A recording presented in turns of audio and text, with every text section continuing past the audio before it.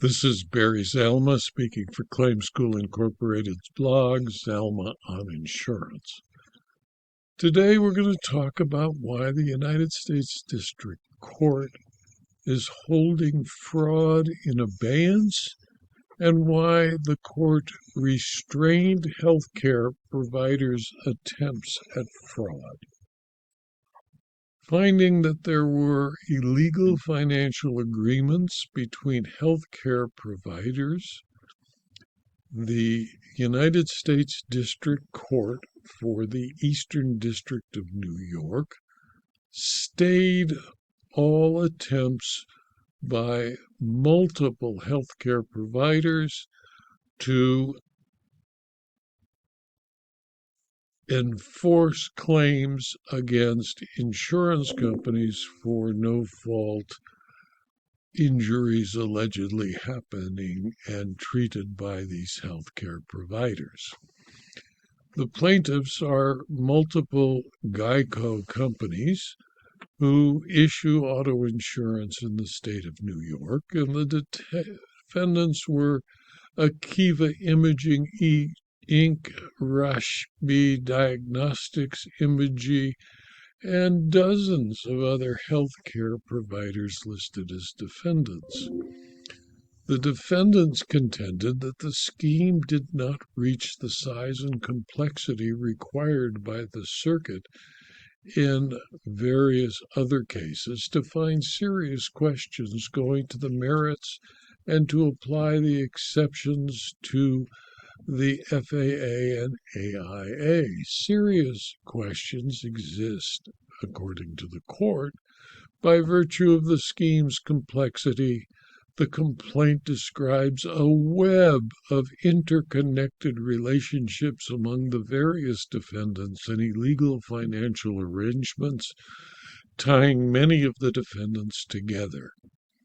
The allegations of the complaint were that the defendants committed civil violations under the Racketeer Influenced and Corrupt Organizations Act, GEICO, common law fraud, unjust enrichment, and aiding and abetting fraud. GEICO sought a declaratory judgment that the defendants may not recover on any of the outstanding bills submitted by them. GEICO moved for a preliminary injunction to stay all of the defendants' pending no-fault insurance collection, arbitration, and state court collection lawsuits against GEICO, pending disposition of GEICO's declaratory judgment and RICO claims, and to enjoin the defendants from commencing new no-fault insurance collection, arbitration, or state court collection lawsuits against GEICO, pending resolution of this action. The defendants have moved to stay this action pending resolution of the arbitrable claims or alternatively to dismiss it. The court decided that GEICO's motion was granted and the defendants' motions were denied. The court found irreparable harm that warrants injunctive relief given the global and intertwined nature of the fraud. The balance of hardships tipped decidedly in GEICO's favor, and the injunction is in the public interest because it would prevent fraud and preserve GEICO's ability to prove its allegations of a complex, fraudulent scheme involving insurance benefits. The defendants, of course, argued in the alternative that the underlying proceedings do not have potential preclusive effect. GEICO misrepresents the rules regulating radiologists and MRI facilities. The scheme is not sufficiently massive to constitute unusual circumstances warranting the sought-after injunction, and the effective vindication exception to the FAA, the Arbitration Act, does not apply here as damages are not clear and definite.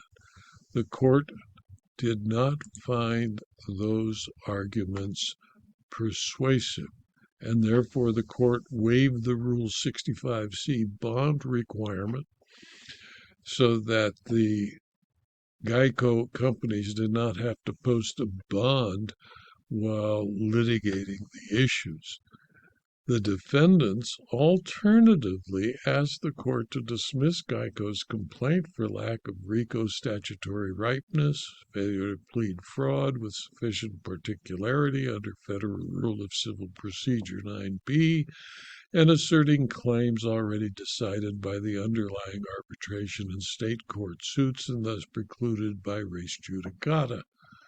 Again, the court was not persuaded by the defendants, and it concluded that the plaintiff's motion was granted and defendants' motions were denied. The defendants were enjoined from initiating new or proceeding with ongoing collections and arbitrations in state court suits. In my opinion, this is a man bites dog story. GEICO as the victim of no-fault insurance fraud by various healthcare providers scheming together to present fraudulent health insurance claims to no-fault insurers like GEICO, when in fact the patients were neither injured nor were they treated, just billed.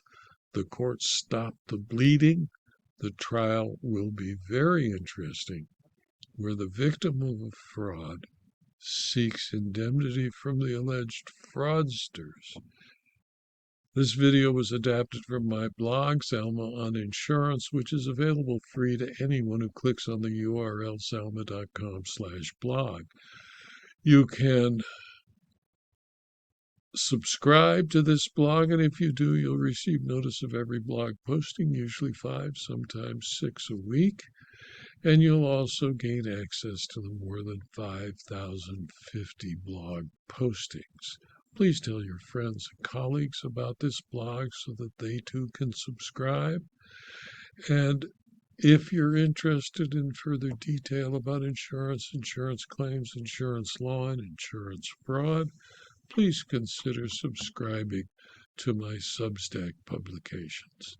Thank you for your attention.